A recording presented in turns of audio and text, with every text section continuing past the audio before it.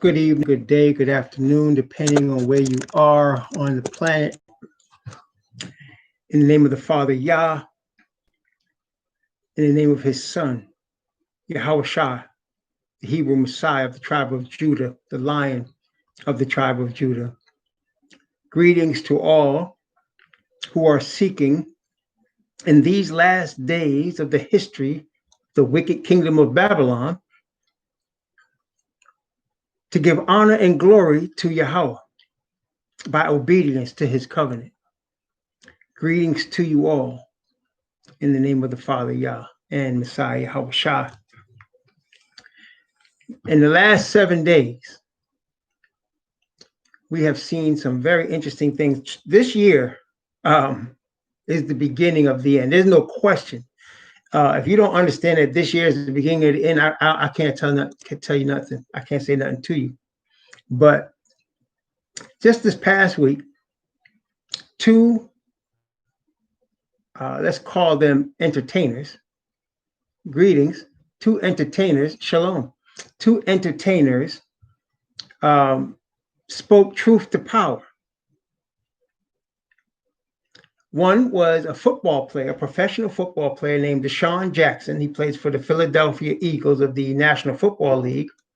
The other was an actor and rapper named Nick Cannon, very well known in the Black community, entertainer as well. Nick Cannon had a podcast on which he stated, among other things, that the true Hebrews are the melanated people of color that came from West Africa. DeSean Jackson tweeted something very similar to that. As I alluded to a few seconds ago, both of these men are in the entertainment industry. And we've said many times, which everybody understands to be true. And if you think it's false, let me know and we'll talk about it. But the majority of American Black people that are considered wealthy, like over into multi-millions of dollar net worth, the majority of those people are entertainers. Okay, that means they're involved in rapping, acting, sports, music, the overall entertainment industry. Now, they have a high level of what we call platform. Shabbat shalom, brother. And they have a high platform, which means they are seen by millions of people. Okay, millions of people follow them. Millions of people listen to their music or watch them play the game that they're being paid to play. And they have a strong influence on what people think. So Nick Cannon and DeSean Jackson, what they maybe they didn't understand or they did understand, we're going to find out soon, because most of the owners of the entertainment world are either Ashkenazi Jew or Roman Catholic. Okay, most of the owners of the entertainment world, that is, the people that pay these entertainers. And so it doesn't really matter how big they get. It could be Tiger Woods, and I think most people will agree between Tiger Woods and Michael Jordan, those are the richest living Hebrews, even though Tiger Woods nor Michael Jordan understand their Hebrew, but that doesn't change what they are. They're probably the richest living Hebrews in the entertainment world. I mean, both of them are either at or over $1 billion in net worth. But even them, there are people above them that are either Ashkenazi or Catholic. Okay. And these people, especially the Ashkenazis, the Catholic runs the spiritual side, which is the important side in the game we're in, because in the game we're in, brothers and sisters, this is about worship. I said it many times. Most people are getting caught up in, for example, with the mark of the beast in a chip. They're getting caught up in a chip or a mark of some sort, but it's not that. It's about worship. Because at the end of the day, there are two sides fighting. There's the side of righteousness, which is led by Father Yah and his representation on his side of righteousness, Messiah, the Lion of the tribe of Judah, Hawashah, his Hebrew name. Then there's the other side, which is the one that's called Asatan, who is once called Lucifer, who is Asatan and the devil, and he has a third of heaven's angels on his side that are on this earth for the purpose of controlling people's desire for worship and who they worship and what they worship, with the object of them receiving that worship, as the Bible says in Revelation 13. And they worship the dragon, which gave power unto the beast, and they worship the beast, saying, who is like unto the beast? Who is able to make war with him? So you can see that it's about worship. That's what we need to understand. And the mark of the 144,000 is in their foreheads. It's the Father's name. Why? Because it's about worship. It's about character of worship. It's about perfect righteousness. This is the game we're in. So the top of the pile is the Catholic Church. Okay? Because they control all Christianity and all organized religion on planet Earth. People get caught up and think the Ashkenazis are at the top of the pile because people seem to think that value of net worth is what makes you the top. Like they have their own saying, he that has the gold make the rules, right? Or whatever that's how they say it in that era, in that society. He who has the gold makes the rules, and they want to control the money. Well, money and gold is one thing, but your life is another thing. What do I mean by that? And we use the Jesuit order as this example. The Jesuits don't care about money. For the honor and glory of the Pope and of the Catholic Church, they will kill you. Man, woman, boy, or girl. Rich, old, young, poor, they don't care. Okay? And they will lie, cheat. That's part of their oath. If you read the Jesuit oath, you know what I'm saying. They don't care what they have to do. So when you're dealing with people that have an aim and a desire and a goals that have nothing to do with money, then the people with money don't matter. Okay? The people with money don't matter. So, but in this world, people are trained to think that the ones that have money are the most powerful ones. I'm not saying people with money are not powerful, but there is those that are above them, and it has nothing to do with money. Okay? Power, and it has to do with religion and worship and spirit. We're in a spiritual war. There's a spirit of perfect righteousness from the Father, and there's a spirit of deception that we're seeing very strong out here from Asatan. So Mr. Nick Cannon and Mr. DeSean Jackson, they work in the entertainment field. And so they are being paid by Ashkenazis. So when they stand up and say that the black man is the true Hebrew, that the Ados, the African descendant of slaves, is the true Hebrew of the Bible, and that the Ashkenaz is not Semite, of course, they're speaking the truth. But both of them were backpedaling a little bit when the media got out. See, Viacom, that just fired Nick Cannon, is owned by Ashkenazis. I mean, when you look at its ownership, it's owned by a bunch of mutual funds. As far as, and that's how they hide it. They incorporate by the Ashkenazis control the mutual funds, which mutual funds buy the shares of the company. That's how come you don't see individuals. But if you look up the individual majority owners of the stock, it's Ashkenazi. Okay. And so they are paying, or were paying, Nick Cannon. If Nick Cannon had to depend, and I know I'm about to get in a lot of trouble when I say this, but I want to tell you the truth. If Nick Cannon had to depend only on black people to support him, he would make pretty good money, but he wouldn't make what he's getting now. All right? These entertainers understand that when they want to get into the upper echelon, I mean the big money, they got to satisfy the Caucasians, particularly the Ashkenazis. Okay, because that's who's really paying them big money. Okay, back in the day, like in the 40s, 50s, 30s, a guy like, you had a Billie Holiday, right? A blues singer like a Billie Holiday, tremendously talented. People listening to her music all the way to today, 60, 70 years later. But she would not blow up the way, say, a Nat King Cole blew up, because Nat King Cole was getting paid by the Ashkenazis as well as by black people. Billie Holiday was more famous with black people, although she was being supported, not like people that get supported by Ashkenazis. For example, Malcolm X was being supported by the Nation of Islam, which some of their money was coming from Caucasians. But once that dried up, the black people were supporting him, his sister mostly, but he was poor. Whereas Martin Luther King was being supported by Ashkenazis, and he had a private jet back in the 60s, flying him wherever he needed to go to make a speech. That's the difference.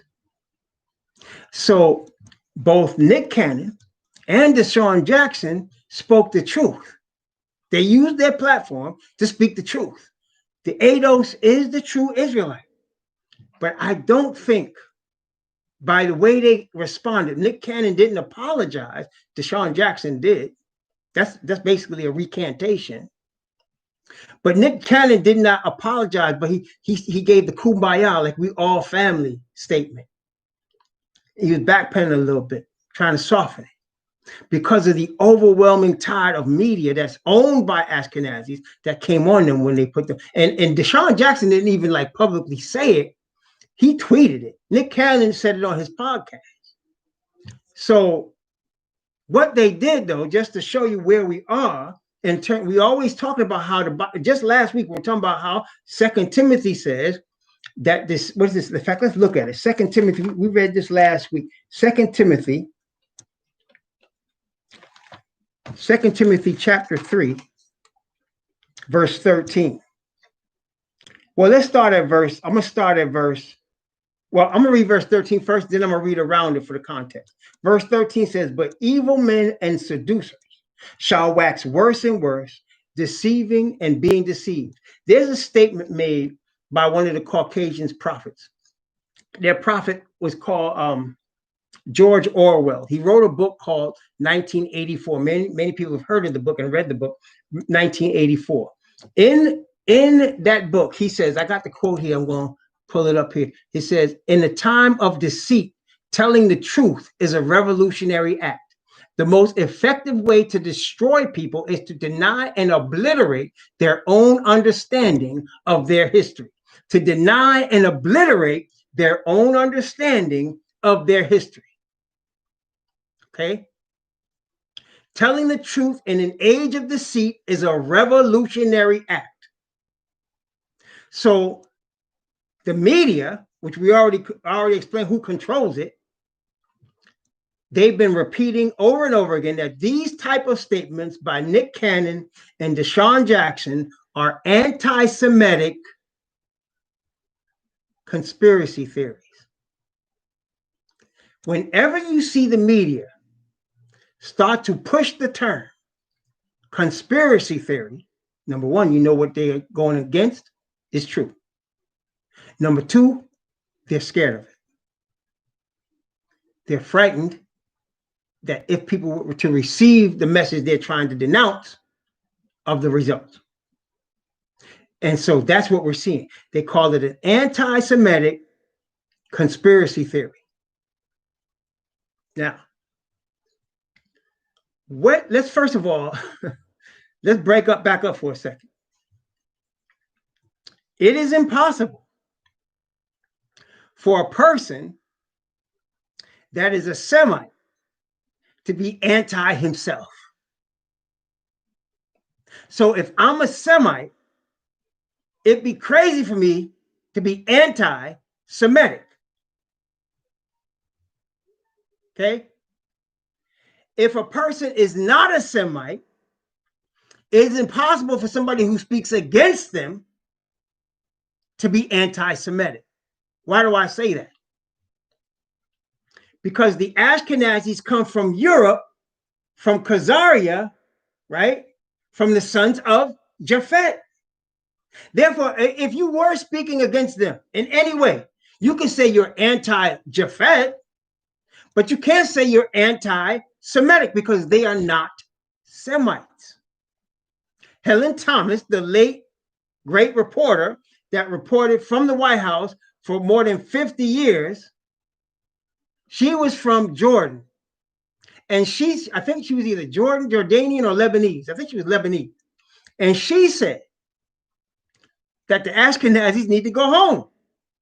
And the media was shocked because they thought, because she was in the media and you know who was paying her, but now she was retired, so she didn't care what she said. She said that they need to go home. And then the Ashkenazi media asked her, different ones, go where? Where they from, she said. Russia, Poland, Eastern Europe, because that's where they from. They're not Semites, she said. They're not Semites. You might see that still on YouTube if you look up Helen Thomas. They might have taken it down with all this that's going on now, but it was up a couple of years ago. She died a few years ago. So it's impossible for us, if let's just take it as a preposition. If I am a Hebrew, if I believe, whether it's true or not, I believed that I am a Hebrew of the tribe of the seed of Abraham, Isaac, and Jacob, then if that were true, I am a Semite. And if I believe, whether it's true or not, that the people that are calling themselves Jews are not, and that they're from Europe and they originate in Khazariah, I cannot be anti-Semitic in speaking against them. Okay? And we get the information I get, let me put it this way, the information that I believe, and those who believe like-mindedly, that the King James Bible. That's where I get it from. The King James Bible. Moses looked like an Egyptian. Joseph had 2 children, which became 2 tribes of Israel with an Egyptian woman.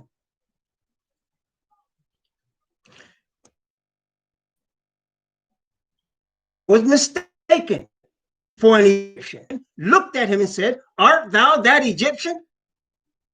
So that gives us an indication that Israelites looked like, in physical appearance. Now, what else they try to do, and they even got black people, unfortunately, brainwashed into this. And like I said, brothers and sisters, let us not think because there's brown skin that they're going to be involved with this truth. The majority of them are not. Let us not forget, it's a remnant. It is in no way the majority. We the chosen, that is not the point. That is not the point. It's amazing how Asatan works with his deception. Let's think about this for a second. Think about this for a second. The whole idea of race and color in America, who originated that idea? Was it the descendants of slaves? Was it the slaves themselves that decided to make a difference between people based on their race or their color? I mean, who started that? Who created a culture based on that? It was the European. So that for 4 centuries in America, and more than that with those that changed in Europe, that changed the Messiah to white Jesus, they've been pushing their color to claim superiority as one of the claims of their superiority. They've been pushing the color. And like a wise and eternal God that we serve, Yah, he uses that folly to spank them. Because all of a sudden, in these last couple of 20 years, all of a sudden, based on the curse that they always claimed we were under, okay? Based on the curse that they always claimed we were under, we find that that curse only fits the Israelites in the Bible, and the people that are on the earth only fits the African descendants of slaves. That the curses of Deuteronomy 28, the curses of Leviticus 26, the curses of Ezekiel 20, the curses that are written in all the prophets only fit the brown people. You combine that with what their appearance was as the Bible describes it, and you begin to understand who the true Israelite people are. But in order to try to create confusion, the Caucasians are trying to actually claim that we are racist. Let me retort. As Samuel Jackson would say, let me retort. We cannot be racist in America. Why? Racism is not only thinking that your race, which again, the whole concept of race is in the Bible, it started with the Europeans. But the whole idea of racism is for you to believe, or I to believe, that my race is superior to other races just based on my skin color. But not only that, you have to have the power and authority to carry out that belief so that you can suppress, oppress, and keep down any race that you claim is inferior to you. In the United States of America, even with the entertainer billionaires that we don't have enough power to do that. But for the last 400 years, from slavery to Jim Crow to three strikes law to Margaret Sanger and Planned Parenthood to crack to public projects, for the last 400 years, the Caucasian man has shown us what a racist is. And they like to conveniently forget all that history. But let me tell you something. Every idle word that men shall speak, he shall give an account thereof in the day of judgment. The Father in heaven doesn't forget anything. And for an unrepentant sinner, he gonna meet everything in judgment. And Gog and Magog gonna get what they got coming, because they are, by and large, unrepentant sinners. But we're talking today about the moments of truth. Yes, the moments of truth. By the way, I just want to share with you a couple of things with regard to the Ashkenazis from the Bible, who the Bible describes as Edomites. How do I know that? Because in the last days, the Bible describes these Edomites as being on Yah's land, having displaced his people. Matter of fact, the book of Genesis does tell us that Japhet shall dwell in the tents of Shem. To dwell in the tents in Hebrew means to attempt to replace. And that's what you have. So here, in Revelation chapter, let's start at chapter 17. And we're not going to read all of it, just a couple of pieces to get the point here. Then I'm going to go over to Obadiah, and I'm going to go over to Ezekiel, and I'm going to show you why they're Edomites and what they're doing, because the Bible shows you everything. Okay, so first, Revelation chapter 17. Let's read from verse 1. From verse 1 down to verse 5, that would be good enough. From 1 to 5. And there came one of the seven angels, which had the seven vials, and talked with me, saying unto me, Come hither, I will show unto thee the judgment of the great whore that sitteth upon many waters, with whom the kings of the earth have committed fornication, and the inhabitants of the earth have been made drunk with the wine of her fornication. So he carried me away in the spirit into the wilderness, and I saw a woman sit upon a scarlet-colored beast, full of names of blasphemy, having 7 heads and 10 horns. And the woman was arrayed in purple and scarlet color, and decked with gold and precious stones and pearls, having a golden cup in her hand, full of abomination and filthiness of her fornication. And upon her forehead was a name written, Mystery, Babylon the Great, the mother of harlots and the abominations of the earth. So this is what we're talking about, is the Roman Catholic Church, which heads all other religious organizations, all of them, and they're the mother of many other whores, because they're mother of harlots and abominations of the earth. This is the religious arm, the top of the iceberg. This is where Satan dwells, because he wants what? Worldwide worship. Okay, and by and large, except for Yah's remnant, he's getting that. Okay, let's go to chapter 18. There's another group of people we have to consider. Revelation chapter 18. Let's see. I'm going to begin at verse 4 and read from verse 4 down to verse 13. Yes, from 4 to 13. Watch what it says. And I heard another voice from heaven saying, Come out of her, my people, that ye be not partakers of her sins, and that ye receive not of her plagues. For her sins have reached unto heaven, and Yah hath remembered her iniquities. Reward her even as she rewarded you, and double unto her, double according to her works. In the cup which she hath filled, fill to her double.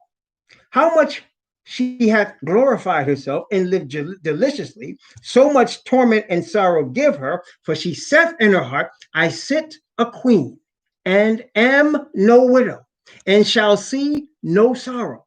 Therefore shall her plagues come in one day, death and mourning and famine, and she shall be utterly burned with fire, for strong is Al Shaddai, who judgeth her. And the kings of the earth, who have committed fornication and lived deliciously with her, shall bewail her and lament for her when they shall see the smoke of her burning, standing afar off for fear of her torment, saying, Alas, alas, that great city Babylon, that mighty city, for in 1 hour is thy judgment come. Here's your Ashkenazis right here. And the merchants of the earth shall weep and mourn over her, for no man buyeth their merchandise anymore. The merchandise of gold and silver and precious stones and of pearls and fine linen and purple and silk and scarlet and all Thyine wood and all manner of vessels of ivory and all manner of vessels of most precious wood and of brass and iron and marble and cinnamon and odors and ointments and frankincense and wine and oil and fine flour and wheat and beasts and sheep and horses and chariots and slaves and souls of men. There's your Ashkenazis, those merchants. Okay, top of the pile is the religious. Right after them, the money people, the merchants. There's your Ashkenazis. Let's take a look. Obadiah. Let's go to Obadiah, Old Testament prophet Obadiah. I think it's right after Hosea, Joel, and Amos. Is Obadiah. There you go. Now watch. Obadiah. I'm going to read Obadiah from verse 1 down to verse 4. Watch the description. Now, I want you to remember also, Edom is also Edomia. Edomia, same. Okay. Edomia is also Edom. Same thing. Okay. All right. The vision of Obadiah. Thus saith the Most High Yahweh concerning Edom. We have heard a rumor from Yahweh, and an ambassador is sent among the heathen. Arise ye, and let us rise up against her in battle. Behold, I have made thee small among the heathen, talking about Edom. I have made thee small among the heathen. Thou art greatly despised. The pride of thine heart hath deceived thee. Thou that dwellest in the clefts of the rock, that means they're in high places, whose habitation is high, that saith in his heart, who shall bring me down to the ground? Though thou exalt thyself as the eagle, though thou set thy nest among the stars, thence will I bring thee down, saith Yahweh. Wait a minute. 2 witnesses, right? We need 2 witnesses. Let's go to Ezekiel. Ezekiel chapter 36. See, the Bible. See what it is the Bible pinpoints it for you, and then like when you see all the waymarks, it comes down to there only be one, right? So in other words, like I said, I like to use the example of Rome. So like Rome, the Bible talks about a religious power arising out of the Roman Empire, out of Rome, that's led by one man that controls the whole earth. A religious power coming out of Rome that's led by one man. See, it gives you all of those hints. It can only be one. It's the Roman Catholic Church. A people that look like ancient Egyptians, that had slaves, that had chains of iron about their neck, that was scattered throughout all the earth and worshiping all the gods of the heathen, because they won't even know their name anymore. There's only one people that fit that description. Now we're talking about Edomites, right? Merchants that are despised even among the heathen, but are really high in power and money. And here, Ezekiel chapter 36 gives us even more description. Ezekiel 36, verse 5, from verse 5 down to verse 7, especially verse 5. Watch what it says. Therefore, thus saith the Most High Yahweh, surely in the fire of my jealousy have I spoken against the residue of the heathen and against all Edomir, which have appointed my land into their possession with the joy of all their heart, with despiteful minds to cast it out for a prey. So they're despised among the heathen. They're small and despised, but they're rich. They are taking Yah's people's land for their possession. How many people fit that description? Prophecy, therefore, concerning the land of Israel, and say unto the mountains and to the hills, to the rivers and to the valleys, thus saith the Most High Yahweh, behold, I have spoken in my jealousy and in my fury, because ye have borne the shame of the heathen. Therefore, thus saith the Most High Yahweh, I have lifted up mine hand. Surely the heathen that are about you shall bear their shame. So, brothers and sisters, we can see what's going on here. So, the Edomites control the money. The Ashkenazis. They control the money, and they control the media, and they control the banking system, and they control Wall Street. Anything to do with money. See? Watch who's running for president. When you had Barack Obama running for president, he raised a lot of money. Who did he have around him? A whole bunch of Ashkenazis. That's how they raise the money. Who controls the Federal Reserve? Ashkenazis control the Federal Reserve. They founded it. They print the money, and they put the U.S. in debt. They're the money people. But they answer to Rome, because the worship part is above them. Because again, don't think because they can print a bunch of billions that means anything to a Jesuit or to anybody that's serving the Pope. It doesn't mean anything. They will kill you. And so the devil knows his doctrine. One of his doctrines is man can be God. Another one of his doctrines is, yea, skin for skin. All that a man has, he will give for his life. There you go. But look, I just want to make sure we're not misrepresenting anything, because brothers and sisters, there's some Edomites that are going to be saved. It's true. I know people don't like to hear that, but you got to look closely at the situation. You got to look closely at it. Not every Edomite is a Zionist. There are many anti-Zionist Edomites, and there are even some that understand they're not the true Hebrews. There's some that understand that. Okay? And they will come to this truth. Again, a small remnant, not a majority of them now, but some of them, right? It says it in Amos chapter 9. Notice what it says, Amos chapter 9. Watch this, Amos 9. I'm going to start at verse 8. I'm going to start at verse 8, and I'm going to go down to verse 12, 8 to 12. Amos chapter 9 from verses 8 to 12. Watch what it says. Behold, the eyes of the Most High Yahweh are upon the sinful kingdom, and I will destroy it from off the face of the earth, saving I will not utterly destroy the house of Jacob, saith Yahweh. For lo, I will command, and I will sift the house of Israel. I will sift the house of Israel among all nations, like as corn is sifted in a sieve, yet shall not the least grain fall upon the earth.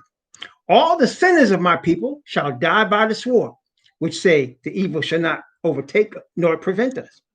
In that day will I raise up the tabernacle of David that is fallen, and close up the breaches thereof, and I will raise up his ruins, and I will build it as in the days of old, that they may possess the remnant of Edom, and of all the heathen which are called by my name, saith Yahweh that doeth this.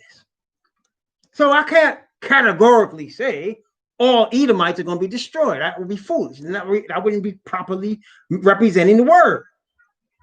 Because he's going to save people. He's going to save some Edomites, some Ammonites, some Moabites. He's going to save some Russians, some Poles, some Irish. I could tell you for sure who he's not going to save. He's not going to save any unrepentant sinners. That is 100% for sure. He's not going to save any unrepentant sinners. Not going to do it. He's only saving repentant sinners, whether they be Israelites by blood or whoever. But he does have a pecking order. And Israel first, and the heathen second. He does have a pecking order now.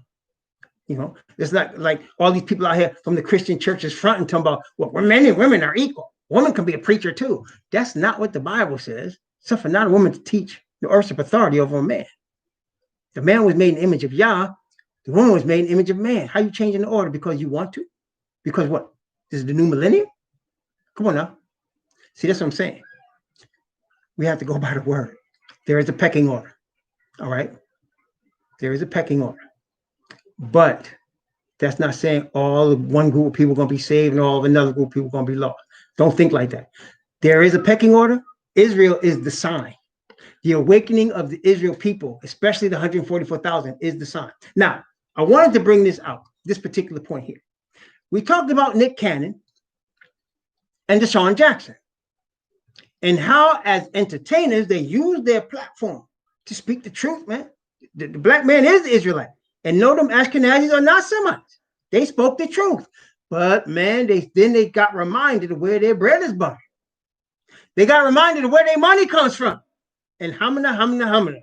They was like, wait a second. Let's all be family. Oh, I'm sorry. Now, brothers and sisters, this is part of the issue when you are a major entertainer. This is part of the issue that all entertainers are going to have to face in the moment of truth.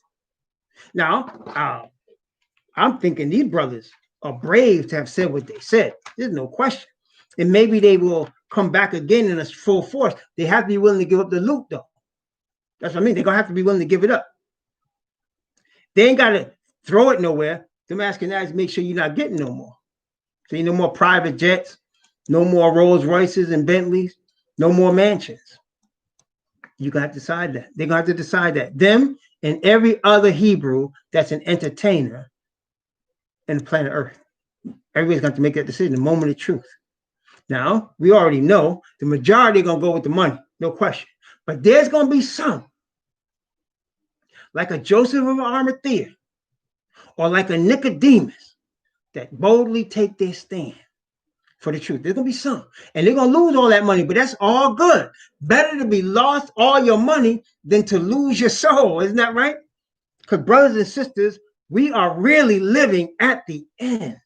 I'm trying to tell y'all, we ain't got that much time left. The next Jubilee is 2027. And I'm trying to tell y'all something. I'm telling you, I'm thinking 12 years or less. But brothers and sisters, it could easily be 7 years or less. Really, it could. It could really easily be that. Okay? The way things are going. Because look, this COVID, we talked about this last week. We understand this is a man-made disease. And we understand that they're trying to, at the end of the day, what the powers that be on top of this earth that work for Rome and that work for the Ashkenazis, at the end of the day, they're trying to inject us, that us being the black people, with some sort of thing that's going to try to destroy us and curb our population. That's what all of this is about. All of this go get tested stuff, all of this, that's what it's all about. And they stumbling over their own greed. I mean, if they really wanted to get it done, right, which they may still do, they should make healthcare available for free to everybody instead of having it tied to your job. It should be just free, and you'd be able to go to the hospital if you're sick, period, without having to worry about how you're going to pay for it. But they're not going to do that because they're making too much money off the insurance industry, see? So they can't even get themselves together. But they're going to really try to crush us because a lot of us are hip to what they're trying to do with regard to this so-called vaccine they're working so hard on. So we're not having that. So now, being that they're going to be thwarted on that, they're going to come back with something harder. Brothers and sisters, it's about to get turned up. Okay? It's about to get turned up for all of us. And that brings me to the point today. So Nick Cannon and DeSean Jackson are celebrities. But to the heathen, okay? Like, okay, most of the heathen have no idea who I am, right? I mean, who am I? I'm a guy on YouTube with like 600 subscribers. Nobody knows who I am. They don't care about me. Now, I'm sure the intelligence agencies know this brother. I'm sure they do. They'll watch it, but they're not worried about me. Why? Because, see, to the heathen, how large is your platform is what they're looking at, right? My platform is not Nick Cannon's platform. Right? I don't have millions of followers and millions of subscribers and millions of Twitter followers. I don't have that. I'm not even close to that. I'm not even like a speck. And most of us that are preaching this truth are like me. See, brothers and sisters, let me tell you something. Don't get caught up in the ways of this world.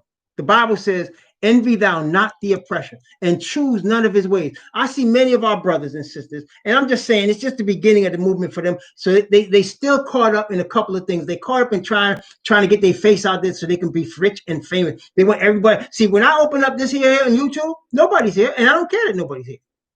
You know why I don't care? Because Yah told John to go out in the wilderness and preach, and he had the people that needed to hear come out there. He told Ezekiel to stand over them dry bones in the wilderness and preach to the wind. And it was effective, right? Because them dry bones became the nation of Israel. So, brothers and sisters, it doesn't matter how many people watch it. All that matters is if Yah's chosen people to watch it. If they hear it, come out of her, my people. He's not trying to reach everybody, just his people. Okay? So too many of our brothers are looking to be rich and famous, want to get people to give them money so they can make it blow up. Come on, man. Come on, man. Don't work like the Ashkenazis. That's their game. You don't need to play like that. When you have Father's spirit of perfect righteousness, this baby will go, boy. You don't need to worry about nobody's money. And if you do, the Most High will make sure you get what you need. Case in point. Acts, let's see. The book of Acts.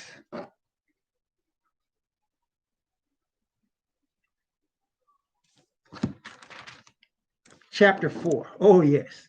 The book of Acts, chapter 4. Now, this baby, I think I might want to read a lot of this because this is showing, this is not based on Nick Cannon and DeSean Jackson. See, this is based on how the majority of us are going to break out with this thing. All right.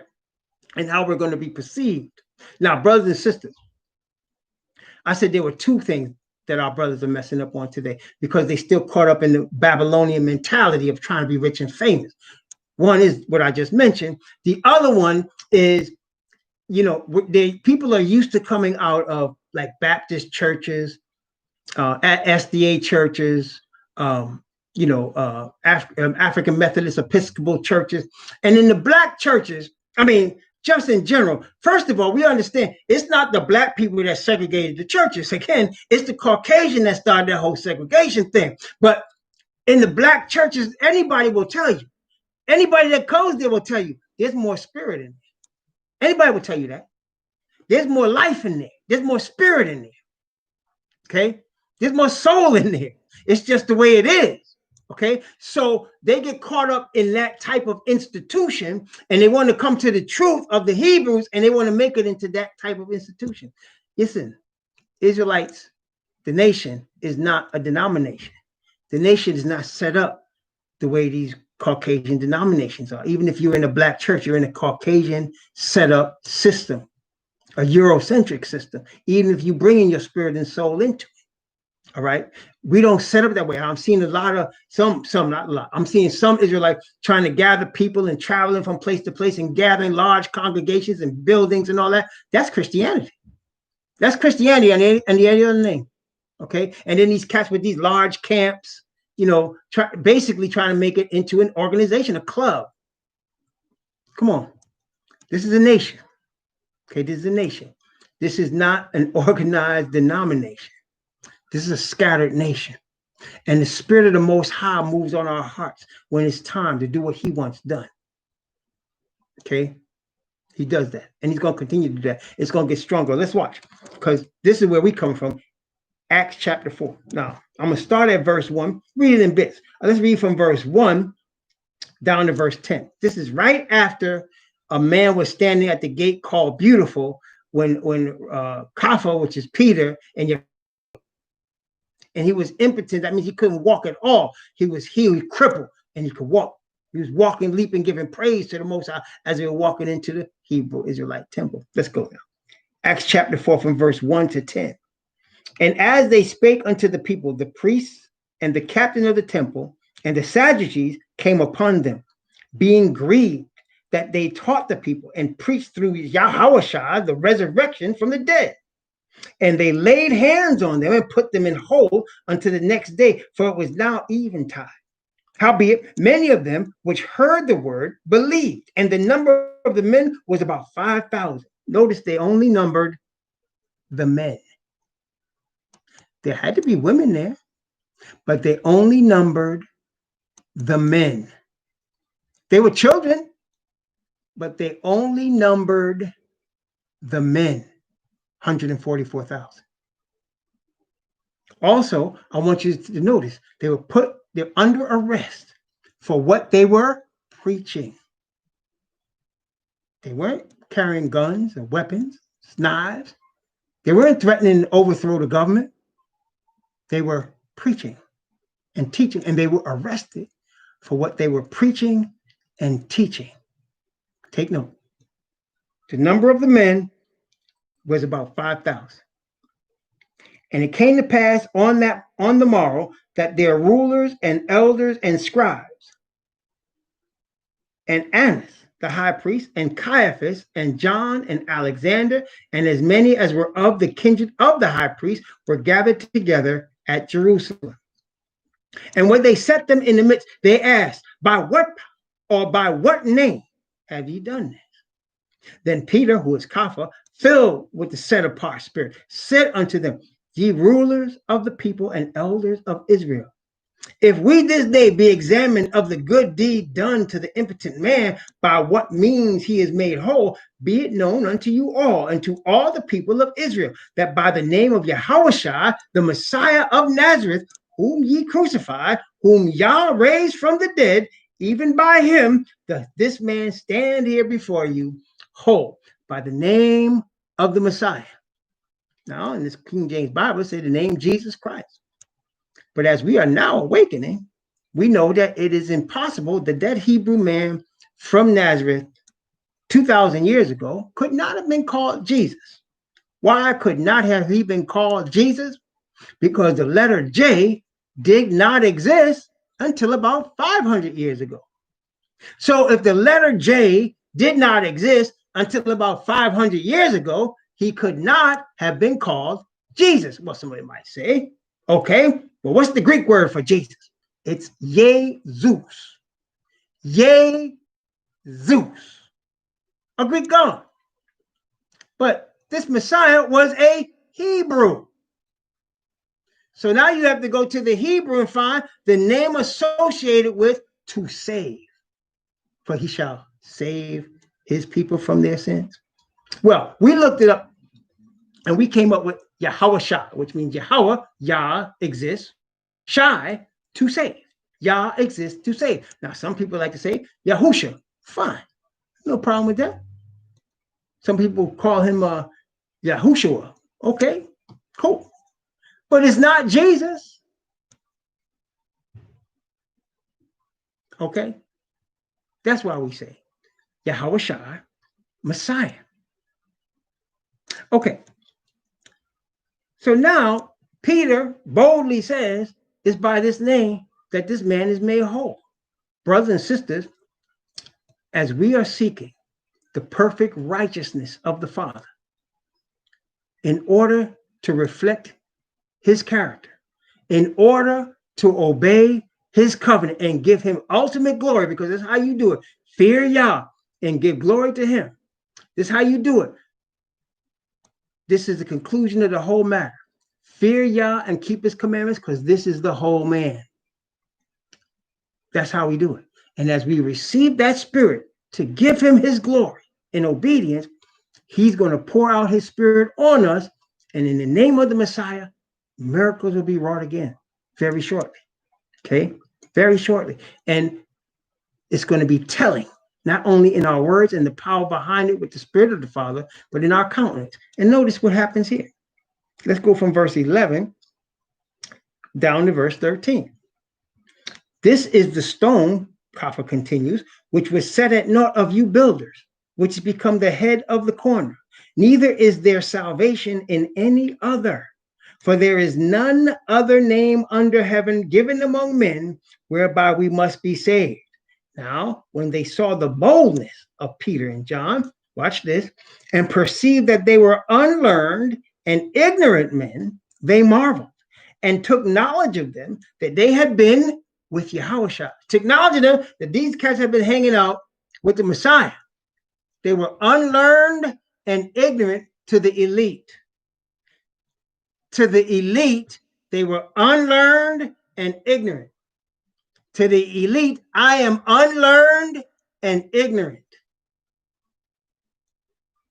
To the elite, all of us that are not rich and famous, the high platform of the entertainment world, are just unlearned and ignorant. But by the power of the Spirit, the boldness that came forth from the power of the Spirit of Yah, they perceived they had been hanging out with the Messiah. This is the same Caiaphas that said in John, you know nothing at all, nor understand that it's better for the whole nation that a man die than the whole nation perish. And he was talking about the Messiah, the same Caiaphas, same Annas that put Messiah to death. That's why he said it was set at naught by you builders. Okay? Now, brothers and sisters, I want to just make sure y'all understand the majority of our people rejected Messiah. One of the reasons we under the curse. That's what Messiah said. Wrath is going to come on this people. Talking about us. Because we rejected Messiah and we worship other gods and other systems. That's why a curse came upon us. But it's all good. Because the Bible also says we're awakening. And the signs of the awakening are all about us. With Nick Cannon and DeSean Jackson showing y'all the signs of the awakening is all upon us. Yes, Brother Daniels, it does say the whole duty of man, but I perceive that the word duty is italicized. When you look at that scripture, the word duty is italicized. And so when you look at it, you can say the whole duty of man is no problem because it does say that with the italicized word. But without the italicized word, it says this is the whole man, which to me says it much better because it says this makes us the top of who we can be, right? Obedience to Yah makes us the top of what we are created to be, right? This is the whole man. But yes, it does say the whole duty of man. That is correct. He's talking about Ecclesiastes chapter 12. Yeah. But let us continue. So, where was I? Oh, yes. So they were unlearned and ignorant men. Now, here they are. They had not been standing before the people like this. You know, the last time Peter was standing in front of Caiaphas and Annas, he was standing by the fire in the background, denying that he even knew the Messiah. That's the last time Peter saw him. Okay? So here Peter's now bold, standing before him. It's a different Peter now. It's a different copper now. Because now he's repentant and the Father's Spirit is on him. and he's under the power that Messiah gave him through the Father's Spirit. Okay, now they're scared though, still scared, because brothers and sisters, I can sit here and talk. Ain't nobody here. They might be watching me on the camera and stuff, but ain't nobody here. What happens when you got a bunch of people up in your face calling you anti-Semitic, conspiracy theorists, hate preaching? What happens when they put you all on Twitter, Facebook, television, cable, talking about you like a dog, like you're just a warmonger, troublemaker? What happens when that comes? It's a whole different ballgame. That's when we need the Father's Spirit. And look here. Let's go from verse 15, actually from verse 14 down to verse 20. And beholding the man which was healed standing with them, they could say nothing against it. But when they had commanded them to go aside out of the council, they conferred among themselves, saying, what shall we do to these men? For that indeed a notable miracle hath been done by them is manifest to all that dwell in Jerusalem, and we cannot deny it. But that it spread no further among the people, let us straitly threaten them, that they speak henceforth to no man in this name. And they called them and commanded them not to speak at all, nor teach in the name of Yahushua. But Peter and John answered and said unto them, whether it be right in the sight of Yah to hearken unto you more than Yah, judge ye. For we cannot but speak the things which ye have seen and heard. This is the thing, brother and sister. When Yah's Spirit comes on us, you don't have to worry about thinking about what you're going to say. The Spirit will cause you to speak the words that the Father, through the Messiah, will have you speak, and will give you the power to make those words effective. You don't have to try. Only thing you and I have to do is be repentant sinners. Be repentant sinners that study the word and seek the Father for his Spirit to be sealed in our foreheads. That's what we got to do. All the stuff that comes as a result of that, as a result of abiding in the vine, that's stuff that just comes, that the Father will bring forth, the fruit that he brings forth through Messiah. Okay? So we don't have to worry about thinking about it. And that's what Peter said. We cannot but speak the things which we have seen and heard. See? They had to speak. You know what Jeremiah said? I wanted to keep my mouth shut. I'm paraphrasing. But there was fire in my bones and I couldn't keep quiet. Jeremiah said that because he was placed in a dungeon. He was placed in a muddy pit and they left him there to die. And he said, I wanted to keep my mouth shut. He said, but I couldn't, because the Father's Spirit had ordained that brother from the womb to be a prophet. And he had to speak. See? That's the thing. Let me just speak on counting the cost for a second. Brother Nick, Brother DeSean, they didn't count the cost, I don't think, because that backlash was strong. They probably counting it now. I pray that they come forth stronger. But when you allow the Father's Spirit to speak through you, you never know what's going to come or when it's going to come. He's going to tell you and you're going to do it. And you might open your mouth, and after you let those words loose that are ordained from the Father, you're going to get such a tidal wave backlash. You're going to wish you hadn't said anything. But then you'll remember, like these brothers remembered, like Jeremiah remembered, you couldn't help it. It was the Father's Spirit that incited the words, right? And so that's the key. We have to make sure we connected with the Father, connected with his word through the Messiah, and then we'll suffer whatever the consequences are, because that's what it's going to come down to. It's not going to be easy, brothers and sisters. I don't want to be lying to you. This is going to be hard for all of us. It really is. It's going to be hard. It's already been hard, but it's going to be hard. We're getting close to the end. Asatan is throwing the kitchen sink at this thing right now. And he's going to get more crazy. But the Father is more powerful than the powers of darkness. The Father's righteousness cannot be stopped. There is nothing that can stop the Father's word from coming to pass. There is absolutely nothing that's going to be able, no matter how many weapons, money, or whatever they have, it cannot stop the Father's will from being done. His will is going to be done. Let's continue. We cannot but speak the things which we have seen and heard. Let's continue. Verse 21. From verse 21 down to verse 28. So now they're going to pray. They're going to get together and pray. They just come out the council. They were threatened. They're going to get together and pray. Okay, they're feeling a little nervous. Heart probably beating a little fast. Standing in front of these powerful men, the Sanhedrin. It's not a light thing. You see, when you be brought into these councils, you be brought into these places with governors and mayors and city council and all of these government people and police armed to the teeth, all hating you. It's not going to be easy, but the Father's going to do what he do, and you're going to do what you need to do. Praise the Most High Yah. So when they had further threatened them, they let them go, finding nothing how they might punish them because of the people. For all men glorify Yah, for that which was done. For a man was above 40 years old on whom this miracle of healing was shown. And being let go, they went to their own company and reported all that the chief priests and elders had said unto them.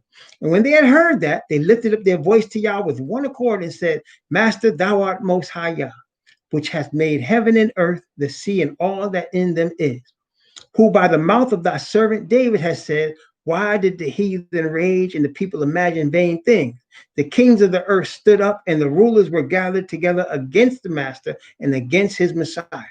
For of a truth against thy holy child, whom thou didst anoint, whom thou hast anointed, both Herod and Pontius Pilate, with the Gentiles and the people of Israel, were gathered together. So now they're praying and they're mentioning the Psalm chapter, the second division of the Psalm that speaks about this very prophecy that we just read about the anointed. Of course, it also says in that, he says to the Messiah, sit thou at my right hand till I make thy enemies thy footstool. Praise the Most High Yah. Kiss the Son, lest he be angry and ye perish when his anger is but lifted but a little. Blessed are all they that put their trust in him. Yes, it does. Psalm 2. Now, for to do whatsoever thy hand and thy counsel determined before to be done. Now, read from verse 28 again. Read from verse 28 down to verse 31. 28 to 31. For to do whatsoever thy hand and thy counsel determined before to be done. And now, Master, behold their threatenings, and grant unto thy servants that with all boldness they may speak thy words. So they were scared, but they wanted to still push forward and do what the Father wanted them to do. So they asked the Father. See, brothers and sisters, that's what we need. When we are short on something, boldness, wisdom, righteousness, truth, when we're falling short, and we know we're falling short, we have two ways to go. We could try to cover up our sin and act like it's not there, but not face it. Or we could try to give it to the Father and ask him to help us, to strengthen us. This is what they did.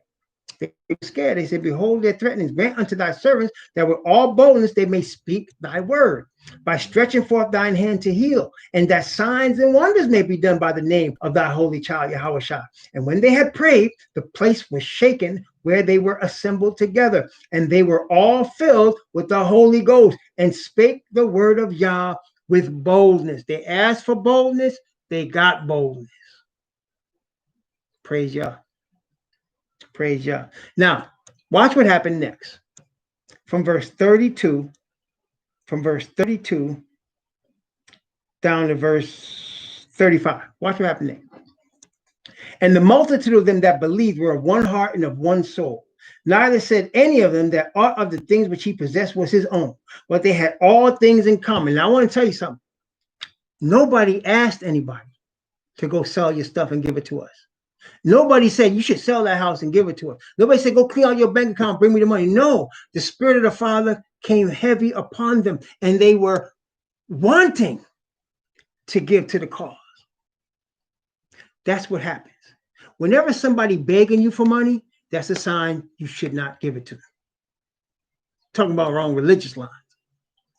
When the Spirit of the Most High comes upon you and you know what time it is, the Father will put in your heart, sell that house, sell that land, get that money. He's going to do that because there's going to come a short time, when the money will matter. Just a short time, not a long time. We ain't got that much time left. Okay. And when it does, the Father will put in the hearts of the people to do. Nobody asked them to do this. It was the Father's Spirit that did it. Notice and with great power gave the apostles witness of the resurrection of the Master Yahushua. And notice what it said, and great grace was upon them all. That's the Father's Spirit. See, that's it. Not by might, nor by power, but by my Spirit, says Yahweh of hosts. Yes, brothers and sisters, that's what we need, the power of his Spirit. It will do and perform everything that needs to be done. Okay, we will come together as the Father's Spirit has us come together. We won't be begging anybody for money. The Father's Spirit will cause the people that have what they have to bring what they have when it's time to bring what they have for the cause. And that's what they did. Okay, so I'm not going to sit up here and shame everybody and say, you know, why ain't you doing that? Why ain't you giving your money? People use this verse for that end. That's greed. Again, the Father doesn't need dollar bills to accomplish his work. But when sometimes he does, it does test people. Are you willing to let go of them dollar bills? Are you willing to let go of them without anybody asking you? By the conviction of Father's Spirit. That's what is the key here.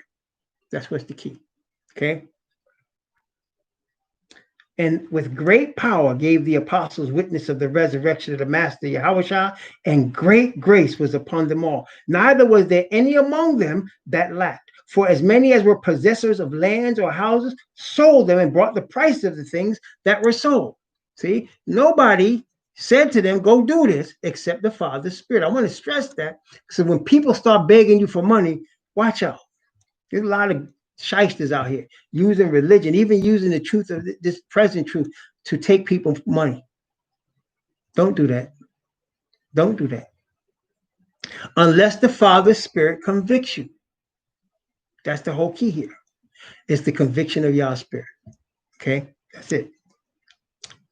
Verse 35 down to 37. Let's start 34 again.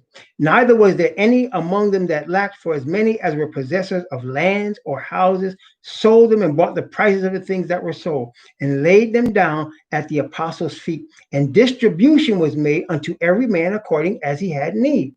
And Joseph, who by the apostles was surnamed Barnabas, which is being interpreted the son of consolation, a Levite and of the country of Cyprus, having land, sold it and brought the money and laid it at the apostles' feet. So to the majority of the earth, the people that are going to come out with this message with the power are unknown. They don't have the entertainment platform. The entertainers, obviously, by Nick Cannon and DeSean Jackson, everybody been put on notice now that this truth is now among the entertainment world. It's out there. Okay, some are going to laugh and deny it and say, oh, yeah, that's an anti-Semitic conspiracy. I'm talking about black people going to say that because they don't want to lose their money. That's the majority of them. Some are going to seriously contemplate. They're not going to say nothing until it's time. Okay, that's what Joseph Arimathea. You didn't hear nothing about Joseph Arimathea until after Messiah died. And then he boldly came to Pilate and asked for the body and put him in his own tomb and cleaned him up. Joseph Arimathea did that. Okay, so you ain't hear nothing about it until it was time. There's some entertainers gonna be like that. Then you're not gonna hear nothing. They're not gonna say nothing. Then all of a sudden, when it's time, they come boldly and forsake everything to come to this truth.